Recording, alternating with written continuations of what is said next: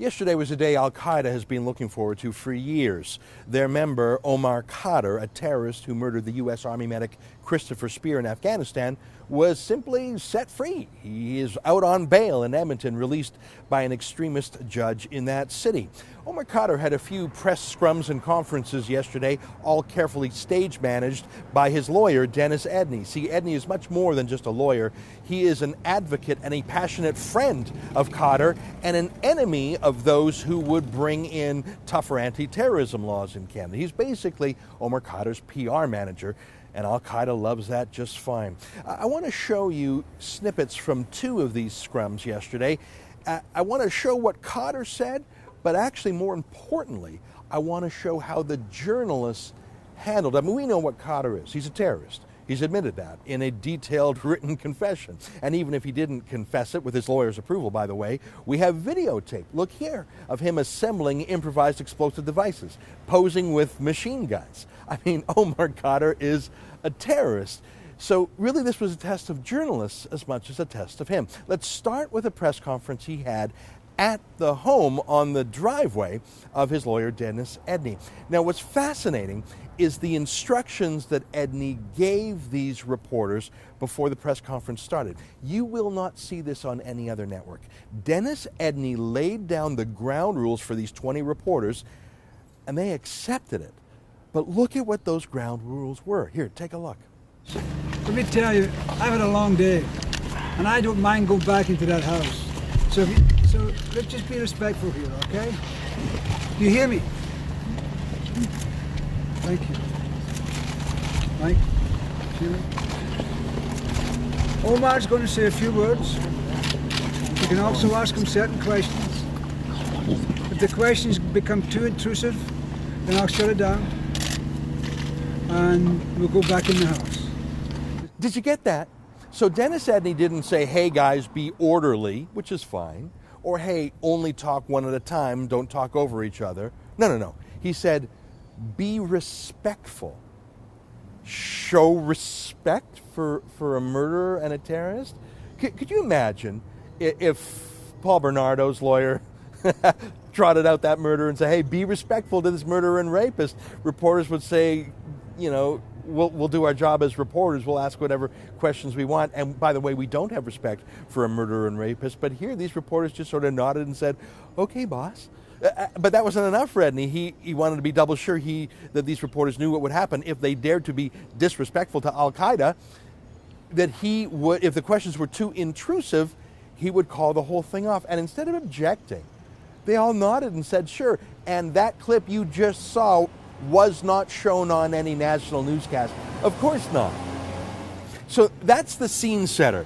But now let's look at what happened when the compliant media agreed to treat an Al-Qaeda terrorist respectfully. Well, one of the first questions was chit-chat. I mean, if Paul Bernardo was let out, you'd probably want to chit-chat with him too, friendly-like. So take a look at this question, this dreamboat fanboy question that you would expect to be put to a boy band member. It was put to Omar Khadr. Take a look. What do you want to do most? That's a hard question about everything. I'm nothing interested in everything. The question was, what do you want to do most? And Omar Khadr sort of giggled and like a boy band guy and said, oh, anything, nothing, everything. It was a stupid question, and he answered it right on tone. But what was most interesting there to me was the laughter and the giggles by the reporters. They were bonding with him, they were joking with him, they were enjoying a laugh with him. This is an Al-Qaeda terrorist, unrepentant, convicted, confessed, Jew-hating murderer, and they're giggling with him, they're laughing along with his jokes. Could you imagine any self-respecting reporter doing that for Paul Bernardo? But they all did that together for this murderer. Now, Omar Khadr knew that he had to say something about his terrorism. These reporters weren't going to ask him for it, but he almost volunteered it. But look at the exact and precise wording that he used, and I'll get back to it in a moment, but just take a listen to what he said about the war crimes, the murder, and the terrorism. Take a look. Well, I can just say that I'm sorry for the pain I might cause the families of the victims. Did you hear that? You got to be a bit of a inspector or a detective or a lawyer to parse that wording. I was expecting it because it was almost identical to what he said in Guantanamo Bay when he was convicted and sentenced to 40 years in prison. When Tabitha Speer, the widow of the murdered medic, was right there in court, Omar Khadr turned to her and said, not "I'm sorry for murdering your husband," but that he regretted that she felt pain. And that's pretty much what he said yesterday. He said, "I'm sorry about the pain I caused the families of the victims." He didn't say he was sorry for the pain he caused the victims. He didn't say he was sorry for murdering Sergeant Speer, because he's not. That's the jihad. That's what Al-Qaeda does. He still believes in it. He was only sorry that someone was collateral damage because he really didn't have a beef with some wife. He was after the U.S. soldier, and he got his kill. But that was accepted as some renunciation of what? What was that a renunciation of? He did not apologize or express regret in any way, or renounce or say that it was the wrong path to have murdered Sergeant Speer. He didn't say it. But the reporters were too respectful to him to press him on that, weren't they? Omar Khadr used another phrase, carefully prepared. Take a look. And there's nothing I can do with the past, but I hope that the future I can do something about the future. There's nothing I can do about the past, he said. Well, that's true, I suppose, for all of us, because time only goes one way. But that doesn't say he renounced the past. He's saying, oh, why are you bringing up the past? Why are you dredging up all that old stuff? Can't we move on already? But actually, I guess there is one thing we can do about the past. We can explain it. We can come to terms with it. We can express regret for it. We can say we would not do it that way again if we could have it again to do over. Omar Khadr did not say any of those things. He did not express apology for the past. He just said, oh, I can't change the past. Well, we know that. But what we also know is that he wouldn't change the past. But reporters were projecting on him the rest of the sentence that they wish he said. I can't change the past. I wish I could. He didn't say that. I can't change the past. I wish I knew better. I can't change the past, but I'm sorry for it. I can't change the past. I was going down the wrong path. He didn't say any of those things, but all those extra words were added in the minds of his fanboy media, who were being respectful and unobtrusive, intrusive. There was one good question. I'm trying to find out which honest reporter in the pack this guy was, about whether or not he renounces the violent jihad. And kudos to this reporter for actually using those words. Most reporters don't like to use those words. And look at how Khadr answers. Can you categorically say that you denounce violent jihad, Omar? Yes. Yet it's not something. Did you see how Khadr was answering the other questions? Easily, calmly, eye contact, smiles, really natural when he asked about, he wants to do everything and nothing, and oh, I love it here, you guys are great here, I'll sign an autograph for you. But when he was asked if he would renounce it, did you see his eyes flutter? And he looked to the side like that. Total poker tell. I mean, if you played poker with Omar Khadr, you could tell he was bluffing, because he was telling the truth when he said, oh, everything, nothing, I'm loving it, would I renounce jihad? Yeah. Oh my God, the guy, you don't need to have a lie detector on that guy. Bing, bing, bing. But he expanded on that, and look at what he said. I mean, just look at these words. You don't have to be an expert in deep meaning to get what he's saying. He was asked about jihad, and look at these words. It's not something I believe in right now. It's not something I believe in right now? It's not something I believe in right now. I mean, maybe I'll go back to it. I was a vegetarian for a bit and had a cleanse. I eat meat. I might go back to it. Yeah, I'm not a violent jihadist right now. And no follow-ups. He didn't say I'm not a violent jihadist now or ever again. I'm not a violent jihadist now, and I wish I never was. Not a violent jihadist, and I wish no one else would be. He's just, I'm not a violent jihadist right now. And they all just were hoping that maybe he would pose for a selfie with them or something like that. I want to also give credit to a reporter. I'm trying to find out who it was. They had their backs turned to the cameras, who asked about his violent terrorist father. See, Omar Khadr is a terrorist. His mother and sister are terrorist propagandists. They say they're an Al-Qaeda family. And of course, Khadr's father, Ahmed Khadr, was a terrorist too, who would go from mosque to mosque in Canada, raising funds for terrorism, and in the end died in a gunfight in Pakistan with police there. So it's very appropriate to ask Omar Khadr what he thinks of his father. What would he say to his father? Omar, so many Canadians know about your father. What do you think of your father now after all these years? Well, there's a lot of questions that I would like to ask my father. As I said, I can't change the past.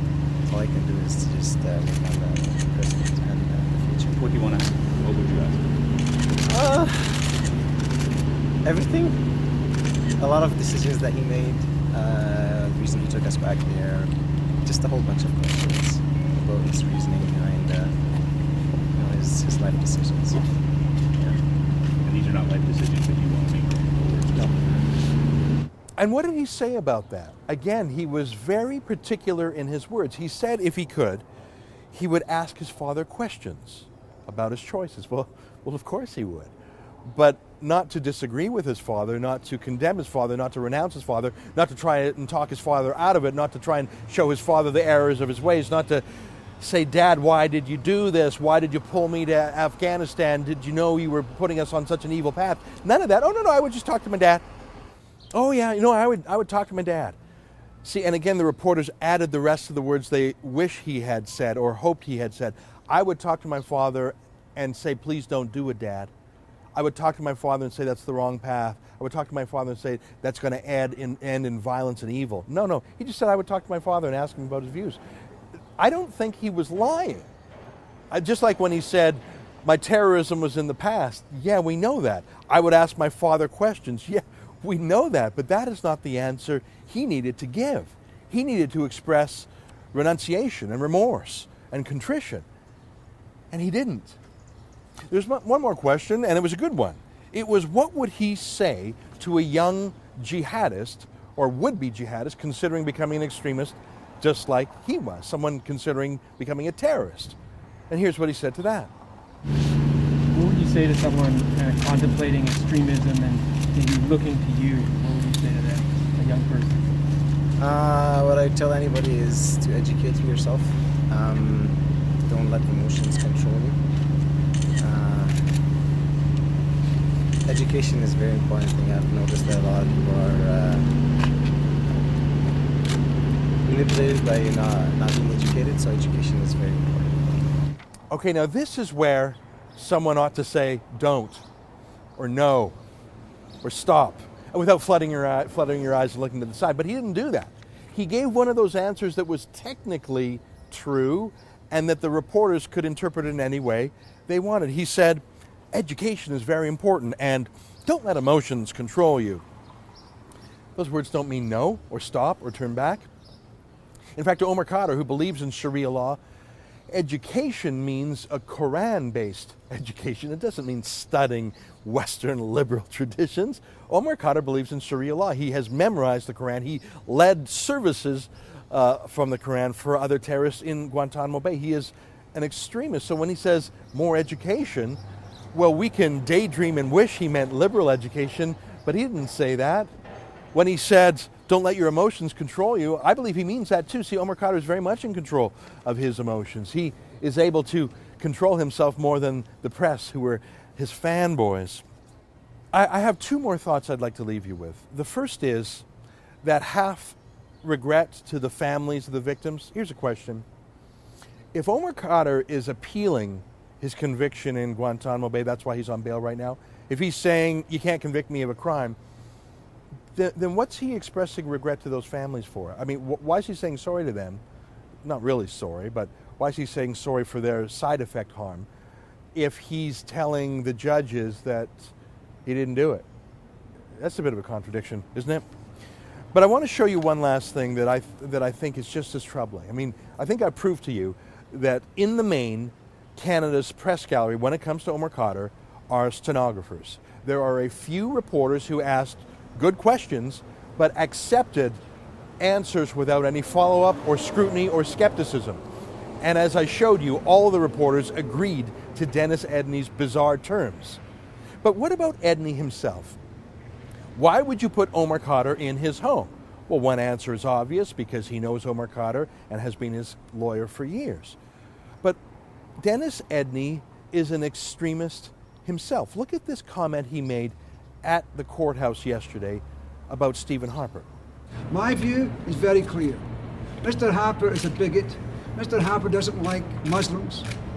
Mr. Harper, I once said publicly to Mr. Harper, when you put your children to bed, ask yourself whether you would like your children to have been abused like Omar Khadr. So Dennis Edney called Stephen Harper an anti-Muslim bigot and says that's why Omar Khadr has his trouble. Even though Omar Khadr was captured in Afghanistan by American troops, put on trial in the United States with the approval of Jean Chrétien and Paul Martin and Erwin Kotler, and prosecuted by Barack Obama. And his detention in Canada was part of the agreement that Omar Khadr signed in a plea deal with the Obama administration. How on earth is any of this on Stephen Harper? And is Dennis Edney actually saying that Stephen Harper is manipulating our justice system, that he is determining what is or isn't the result here? Dennis Edney called Stephen Harper an anti-Muslim bigot. I think that shows conduct unbecoming for a lawyer like Dennis Edney, but don't expect the Law Society to take Edney up on it. He's a Law Society bencher himself, and we've seen that the law party, the court party, loves Omar Khadr. But more than that, imagine the home where Omar Khadr lives. In a way, it's similar to being in Guantanamo Bay for a decade. Obviously, it's more luxurious and more free, but the anti-Western, angry, entitled, sullen commentary hasn't stopped, has it? In Guantanamo Bay, those terrorists bucked each other up, gave them moral support. Oh, you go, yeah, let's murder, let's kill. That's what they do in Guantanamo Bay, and many of the terrorists who have left have gone on to murder again. But in Dennis Edney's home, Omar Khadr will be fed a diet of angry, sullen entitlement. He is being told that Canada hates him because he's a Muslim, that Stephen Harper hates him because he's a Muslim. That's a damn lie. We hate Omar Khadr because he's a terrorist and a murderer. And at Dennis Edney's scripted Al-Qaeda press conference yesterday, Omar Khadr didn't deny it. For TheRebel.media, I'm Ezra Levant.